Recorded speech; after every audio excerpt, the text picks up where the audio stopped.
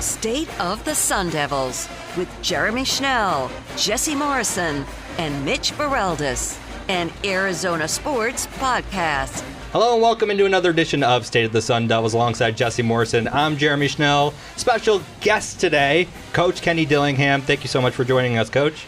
I appreciate it. Thank you for having me. So, Coach, let's get in right away to what's going on in your program. A lot of transfers coming in, all these people coming in. You look at the transfer portal and all the websites and stuff. You see all these stars next to players' names.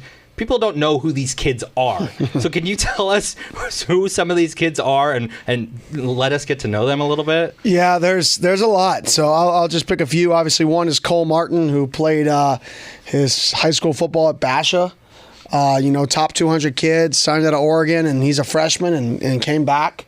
So, that's one. Sam Levitt, quarterback, played at Michigan State this last year, came here to compete for the job here this year. There's a lot. So, sure. I think through and through, I think it's really hard for those ratings of a transfer to be accurate. It's a lot easier to rate high school kids when you have time to really, for the rating sites to look through and dive deep into all of them. The transfers, that's every kid in college football they'd have to be rating constantly. That's a lot of people. So it's a lot more us just vetting those guys and combining their collegiate tape and seeing which guys fit. And last couple of years before you got here, there were some, I would probably describe it as a mass exodus from the program. This year, transfer portal-wise, haven't seen that. Just how have you been able to keep a lot of these guys here at Arizona State? Yeah, there's been 4 guys that have left our program that have gone Power 5. That's it. 4. And we brought in over 20 that had Power 5 offers from other places. So that tells you the transfer, positive that came from us this year. And I think it's just treating people right. If you treat people right, you treat people fair, you're honest with people, they want to play for you and they trust you. So I just think treating people right, that's the secret sauce. And, we didn't have a great year last year in year one. We were building the culture and establishing things. When I say great year, from a random person's perspective when they look at the record. But we still get to put together the classes we did because when they talk to our players sell our vision, our players sell our plan, our players sell us. And I think that's the key to any successful program is when your players are selling you. Going back to getting to know these kids a little bit, I think what I'm gathering from what you're saying is you're getting the right guys that will invest themselves and embed themselves into your system, not only on the field, but mentally and be leaders on and off the field, correct? 100%. There was some guys that we brought in who their number one goal was to get theirs and go pro. And we did not take their commitments. Those aren't the type of people we want. Winning is you're either a multiplier or you're a divider. So I want people who are multipliers. I want people who walk into the building and they make everybody around them better. So if I have a guy who's better than, an A player and then a B plus player, but the A player is a divider and the B plus player is a multiplier, yeah, this player may be a little better, but if you give me a whole room of B plus players that are multipliers, they all turn into A players. And if you give me a whole room of A players that are dividers, they become B players. And we're looking to get a whole bunch of players that are multipliers and make each other better. Raleek Brown coming over from USC, really good freshman year, versatile guy. Just what can you tell ASU fans about him and what they're getting in him? Just get your popcorn ready because he's fun to watch. He's dynamic. He's explosive. Go back to watching him in high school. In his freshman year, they're just dynamic play after dynamic play after dynamic play when the ball's in his hands. So be ready for him to be all over the field. He's a running back for our system, very similar to when we had Kenny Gainwell and Tony Pollard. Those types of roles going way back to when I was at Memphis. That's how I see him. In terms of the linebackers that you brought in, you guys brought in a couple of guys that were leading tacklers on their teams. How important was that to you to get guys who have not familiarity, but they played it at the college level and excelled at the college level? Yeah, both those guys. One was a team captain. The other won his team MVP award. Yeah. So when you're bringing in a team captain who led his team in tackles and a team MVP, the overall team MVP, naturally they're going to be better than what their tape shows. Going back to what I just said about being a multiplier is there's a reason he was a captain, there's a reason he was the team MVP is they make people around him better. So you watch the tape and you say, man, that dude, both of them were the leading tacklers on their team and they're multipliers in your program. Holy cow, what can they bring not just on the field, but how much can they make everybody around them better? And both those kids can do that. The bowl season and everything, there was just so much talk this year of the transfer portal and opt-outs and all that stuff. I still watched a ton of them. I had fun watching them. I went to the Fiesta Bowl, had a good time there. Just overall, though, would you change anything about like when the portal opens or any of that kind of stuff? Do you know? So maybe that these bowl games don't have as many, I guess backups playing or players that are in the portal. I mean, I don't have a solution. Every solution creates another problem. So you can have as many solutions as you want, but it's going to create a different problem. And, to me, the only solution is moving the season up a couple weeks. That way you get done with, everything before the new year. That way the portal opens and school's second semester hasn't started. But then you don't get the TV dollars of playing football over the holidays, which is what everybody wants. So that doesn't solve that problem either. So I don't have a good solution because, like I said, every solution or most solutions are going to create another problem. It's really just a matter of what problem are you okay with having? And what negative of the change are you okay with having? Because you're going to have to give on something. And it's just a matter of what we're willing to give on. To me, every decision should be made about the student athlete, not the coaches. Coaches make a lot of money. I know a lot of coaches will hate me for saying it, but it's not about our lifestyle. It's not about how much we work. Don't do it. Trust me, there's a lot of people who want to do what we do. Everything should be about how we help the student athlete, not about what affects the coach's time frame and how difficult our job is. We have a great job. So everything should be about the student athlete. One of the first things you said after the Arizona game was that you were going to go and fundraise. That was one of the first things you were going to do once the season was over. Where are you guys with fundraising, and can you just give us an update on where that is? Yeah, we are significantly better. People have stepped up. People in the Valley have stepped up. The masses have started to step up. The big donors have started to step up. It's been a combination of people starting to step up. And, I think one thing people forget is, it's the power of numbers that makes this school so special to me. It's, being one of the largest institutions in the country that really makes it have a chance to be something special. So everybody matters. Everybody counts. Whether you give $10 a month, whether you don't give $1, whether you show up to every game, whatever you choose to do to get involved in the program, it all matters. It's all important. So if you can give. If you can't, show up. If you can't do either, turn the game on TV so when the tweets come out about TV ratings, we're higher on the list so we can tell recruits people want to watch us. Whatever you can do, show support for the program at the highest level you can. Sam Levitt, you brought him in, quarterback from Michigan State. Just what can you tell people about him, and just how much does he have a shot going up against Jaden Rashada in this quarterback competition? Yeah, it's an open competition. I told them both that. So how much do you have a shot? Just as much as anybody else on our team. He's a good athlete. He's smart. He's bigger than people give him credit for. He's got a strong arm. He throws the ball off platform well. And he wants to be great, and he's not scared of competition. So it's a really good combination. Him and Jaden and Trenton were all told the same thing. We're going to bring in people to compete for the starting job, and it's going to be an open competition, point blank. They all didn't flinch. Sorry, Coach, didn't mean to. Oh, you're fine. Last one from me. I just wanted to know, obviously there's a search going on for a new athletic director. Have you been asked about sort of your input on, or do you know what you want to see in the next athletic director here at the university? Yeah, I know for me, when it comes to the time that, they get to the point of hiring an athletic director and researching people, I know they're going to get me involved, or at least I would hope to some extent, and I believe they will. I don't think it's to that point yet, so I don't have much knowledge about it. I want to see somebody who wants to come in here and make this place a top-tier athletic institution, who knows what it takes to take this place to the next level, who's willing to go out there and work tireless nights and do what's necessary to bring this place to the next level. Whoever that guy is, that's what I support, and somebody who's a good person on top of it all. I have one more. It's a fun one. Going back to bowl season, if you had the pick between getting the mayo dumped on you or eating the edible Pop-Tart, or I believe the Holiday Bowl this year had eggnog dumped on top of Lincoln Riley, which of those would you choose? Well, I mean, clearly I would eat the Pop-Tart. I mean, I don't want mayo dumped on me. I mean, if it was ranch dressing dumped on me, if there was like a ranch bowl, I'd be all about it, which would make too much sense for a ranch to have a ranch bowl, right? I would be all about having the ranch dumped on me. I put ranch on everything.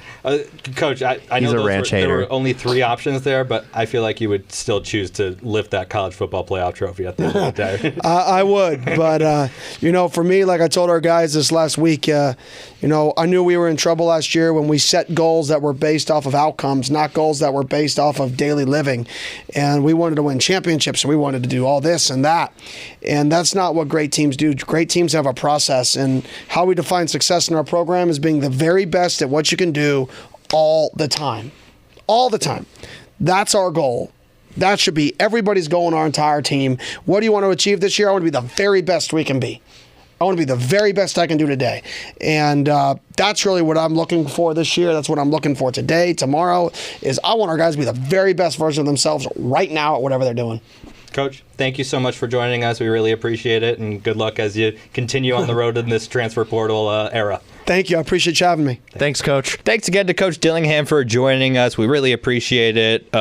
We know his time's really busy, and actually he's getting surgery today as we are recording this. So we're sending our best wishes to Coach Dillingham when he goes through surgery today. Yeah. Also, now joining us is our other co-host, Mitch Ferreldis. He was in the middle of working when Coach Dillingham kindly came in and joined us. I'm sorry that you had to miss that, Mitch, but we're happy to have you now. I was going to say, through the magic of editing, it feels like this is the same day. So we're recording this on the exact... No, I'm just kidding. We're recording this the next day at Wednesday morning, reacting to this. I wore kind of the same thing today so that it would look like it was the same show, but we're obviously telling the audience that interview was pre-recorded. So. What? Wait, really? Yeah. Anyway, here's what I'll say, Mitch, and I want to get your thoughts on this because we kind of talked about it yesterday off air. Coach Dillingham kind of went through what his number one ideal thing would be for an athletic director, and it's to help the university move forward into this kind of new era, not necessarily of NIL and everything, but just this new era of college football and college sports overall. I kind of wanted to get your take on where you see ASU going in this athletic director search. Where I see them going? Hopefully this is going to sound like a lame answer, but hopefully in a positive direction, first and foremost. In a direction of someone who's excited for the task ahead of their first major job being integrating their athletic programs into a brand new conference in their very first year. And someone who can still embrace what ASU has laid the groundwork for, which is a really strong Olympic sport and Olympic sports in general being really, really strong. Like, yes, we want the football program and the basketball program to take a major precedent going forward and get the support that it needs, including from the people in the executive offices. But I still want to see the success out of the swimming and diving team, out of the gymnastics team, out of the volleyball team. That was an awesome run that they got to go on this past year. Track and field and cross country has been a major success for ASU as well. As long as you can maintain that while also elevating the programs that need to be elevated, that's what would make me happy.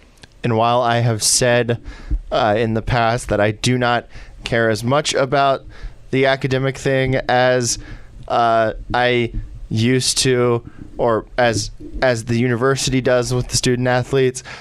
That opinion has definitely changed, Aaron Rodgers, because I really want ASU to continue to be a excellent university, and I hope that the student athletes can get a good education. So I hope that the athletic director continues to care about that. And then obviously NIL, they gotta care about NIL. They gotta care about embracing. You just gotta embrace it. If you hate it, you still got to embrace it.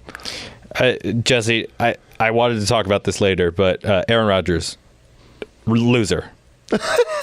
Absolute loser. I'm just going to come out and say it. Just stop. Why does ASU... Keep our name out your mouth. Why does ASU... Why'd I go Will Smith there? I don't know. Just ASU is a good academic university. It's not Harvard, it's not Stanford, but it's a really, really good academic university. And you can look up so many different rankings. Obviously, where we went to school, number one in innovation. Yep, number one in innovation. But obviously, where we went to school, the Cronkite School, one of the best journalism programs in the country. Business school is really good. Law school is really good. The list goes on and on. I think the Teachers College has been doing very well. The engineering program, it's a large state public research university that does really good work. And the party school vibes, I really didn't. I grew up near Virginia Tech. Every time I would go up to a Virginia Tech game, it would be a nuts party scene. I would see it walking to the games. I never got that vibe at ASU. Obviously, you could go find it if you want it, but every school has that option if you really want to. Hey, and Mitch, as we get into the football transfer portal talks, we're going to go over some of these players and their stats, but something that we talked to Coach Dillingham yesterday about is that they're getting the right people into this program, not necessarily the right players to fit his scheme or to fit on the field, but people that want to be here and people that are invested. Something fascinating, too, that he said when he was on with Burns and Gambo yesterday was because he was asked about the balance between going after guys through the transfer portal versus just actually recruiting guys out of high school. Because the common misconception, I think, when it comes to the transfer portal is they're only getting a guy for a year, or they're getting a guy who wants that last opportunity at glory or draft stock or whatever, so they're only going to be there for a season. No, think about the guys that Kenny's brought in through the transfer portal. They have 2, 3, and some even 4 years of eligibility remaining. And I think that gets overlooked easily when just base talking about the transfer portal. But that's one of the big things that Kenny has succeeded in, is bringing in guys through the transfer portal that are also going to be at Arizona State for a good amount of years to help build this program up into the Big 12. ASU currently sits 15th in the transfer class, according to 24/7. Let's go down the list of a few guys. Cole Martin, Parker Lewis, Miles Ghost Rouser from New Mexico State University, Joshua Atkins, Jacob... Oh, Jesse. Konkaiga. Okay, yeah, again, coming here from... U of A. Forks up. We got him. And Roman Petrie, and then, of course, Jeff Clark. Yeah, those are all the guys that they added since we've recorded last, I believe. Cole Martin's the big one. Cole Martin is the big one. I'm also excited about Parker Lewis, but Cole Martin is really the big one. He played, I believe, in every single game for Oregon this year. 14. Yeah, 14 games for Oregon this year. He had an interception. He had, I believe, 21 tackles. I can click on it. I have it right here. He's just a really talented kid. It's activating the Valley. He's a Valley guy. I'm really impressed with, Dillingham being able to get him when he could have stayed at Oregon. It didn't look like he was struggling to find playing time up there. And then Parker Lewis, you've got to have a good kicker. We've seen so many times that these quote unquote college kickers come in and don't do a good job and can't make long kicks. It's tough to kick at the college level because of the hash marks. And this kid was solid when he kicked at USC, so I'm excited again. And another, again, activating the Valley local kids. So those are the two that really stood out to me of this week of who we saw. him bring in. And I don't know if there's any more players that he's going to bring in, but so far so good. And 15th nationally, there's 128 programs, so that's awesome. Jacob Kongaiga, right? Is that how you say it? Yep. He's a run-stopping defensive lineman, but he'd also get after the quarterback. 2 sacks this past year, 2 tackles for loss, only 14 tackles, but doesn't tell the whole story. Run fits, all that stuff. I'm sure Kenny Dillingham can tell you about all that.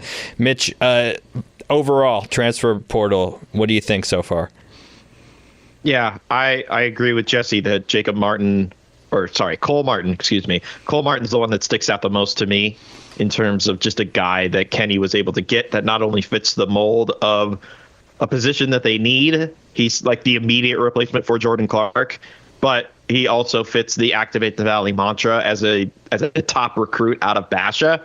So it's really cool to see that he's continuing this model, especially this late into the getting guys through the transfer period, because you can't put your name into the portal right now. There's another deadline that is coming up later. So the fact that Kenny was able to get all these guys in the early part of the transfer portal opening, huge, in my opinion. And he got a lot of areas of need at the same time.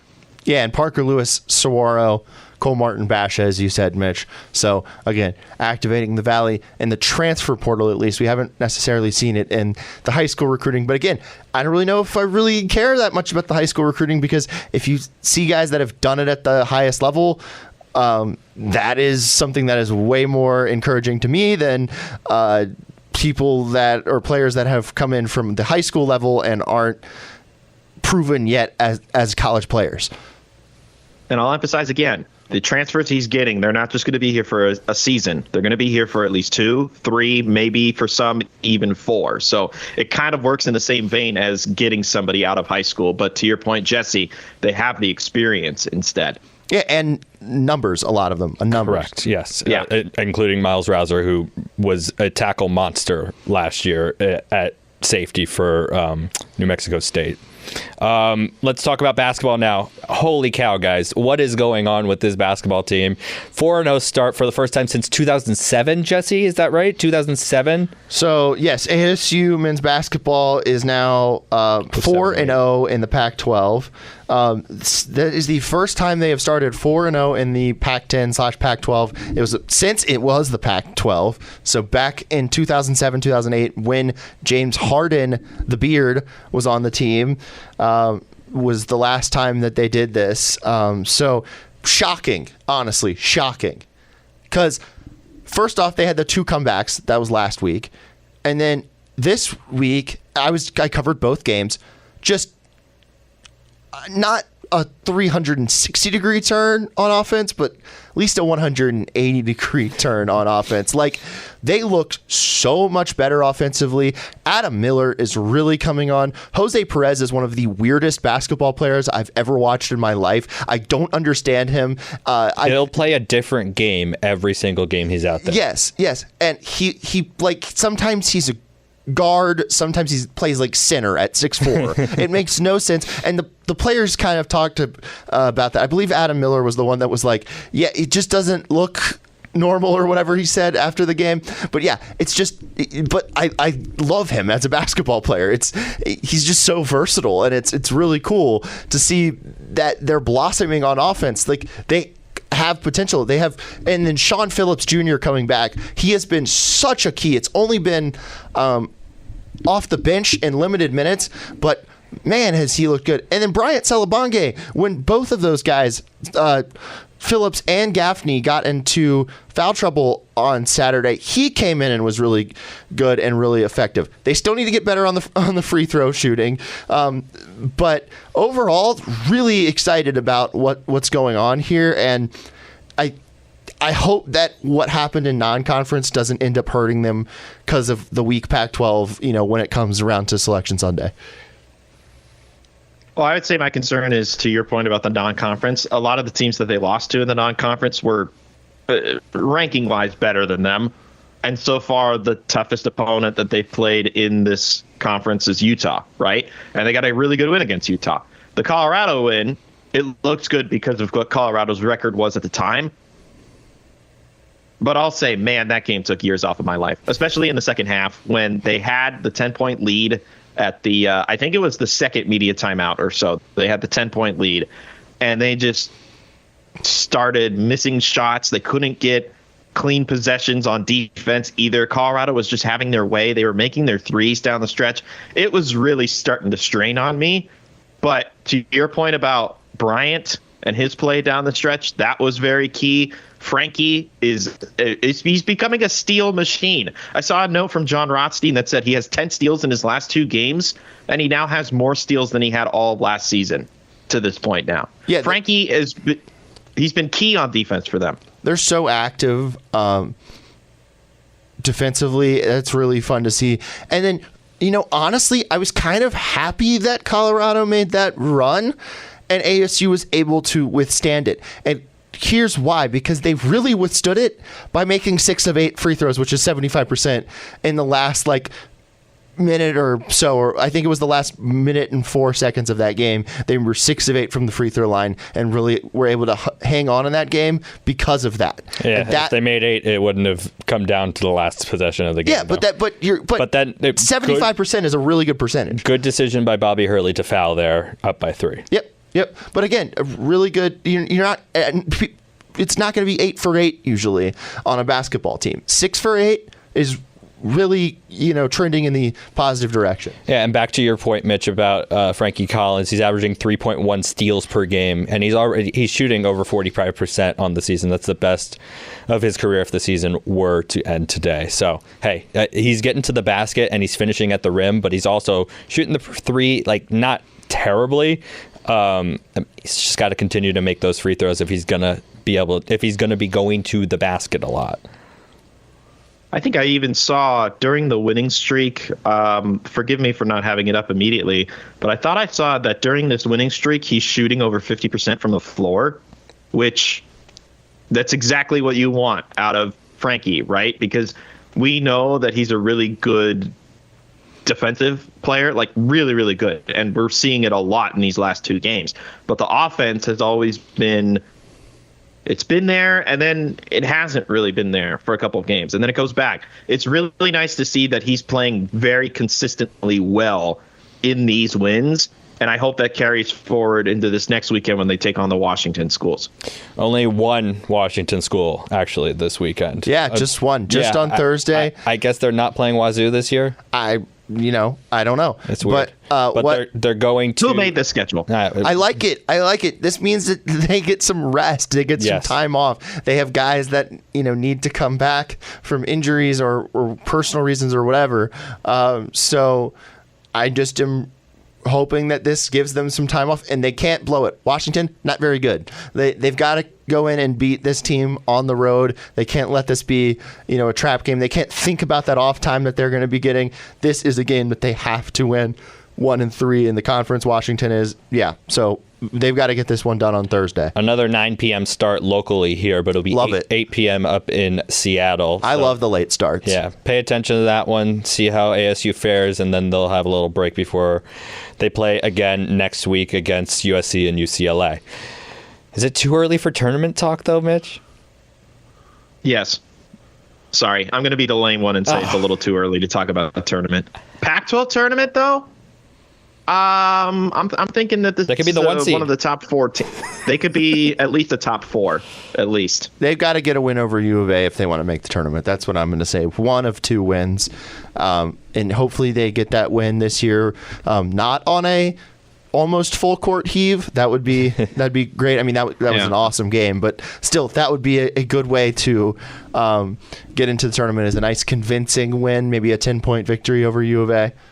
I also beat Oregon too, because that's the other team that you got to worry about so far in conference play. Yes, beat Oregon when you get the chance. I'm just so enthralled with this team. I had no idea that this was going to happen this year. I was skeptical coming into the season. Who's going to be the scorer? And so far, they look like a tournament team. To be honest, hockey. They're playing really well right now. They won the Desert Hockey Classic. They move up to a number 11, finally getting over that hump of being the number 13 team in the country for over a month. Now they got number 18 Cornell and Tempe this weekend. Jesse, it's going to be a tough weekend. Could you hope for a split? Or do you want to win both? Got to win both. If you're 7 spots above Cornell, I mean that's what your expectations got to be. I was talking to Alex Coyle, the broadcaster for the color commentator for ASU hockey, and he was telling me that this might be their toughest weekend left. So this is a big weekend for them to really solidify their spot. Going into the NCAA tournament. And, I hope that they can move into the top 10. That would be a huge thing for this program, for Greg Powers, and for, just hockey in the desert as a whole. I'll be there on Saturday. I'm planning on covering it. So look out for the tweets from that game. It's a great place to watch a game, too. Again, if you've not been to Mullet Arena in the, a year and a half, almost 2 years now that it's been a standing multi-purpose arena, head out. Like, the hockey is good. So first of all, you get to see a really good hockey team. Second of all, you get to be in an awesome environment in terms of what a college hockey arena can possibly be. I mean, we talked about it a couple of weeks ago when they were up in Pennsylvania, and it gave us memories of Oceanside, which not to bag on Pennsylvania Morris. too much, but again, like, go out there, have Shaquille O'Neal's chicken sandwich. I really like that one. It's really good. That place really is awesome. good. Yeah. Yeah. Go support hockey. Yeah. And with the Coyotes being an absolute wagon now, it's the party barn. Yeah. If you want to go, and actually be able to get in for a reasonable price, ASU is the place to go for that, because again, the Coyotes keep winning, so their tickets aren't going to be that cheap to get into because of the size of that arena. Didn't know this was a Coyotes podcast, but here we are. I just got to mention how much of a wagon they are, Jeremy. Women's basketball, they are not a wagon. They've lost 2 in a row. They lost a couple of wheels on the wagon, and that's what happened. Yeah, they lost 2 in a row to Utah and to Colorado. Both really good teams. 58-41 against Utah. Lowest points of the season, 41 points. Not good. And then 81-68 against Colorado last Sunday. Jesse, you were at the swim meet this past weekend. Tell us. Yeah. How is Leon Marchand? Yeah, I don't know how hard he was going against GCU, but he's really good. And watch him in the Olympics because it just looked effortless out there for him. Can't wait to watch the Olympics this summer, and also watch ASU's NCAA tournament stuff because he's going to win it a lot. I mean, he's the world record holder in the 400 IM, so it's pretty crazy. Beat Michael Phelps' record. He's on Arizona State. Unfortunately, there's no more opportunities to go out and see him at ASU this season, so it's time to, you got to watch him on TV. But he'll also be representing his home country of France at the Paris Olympics, which is in itself is an awesome story.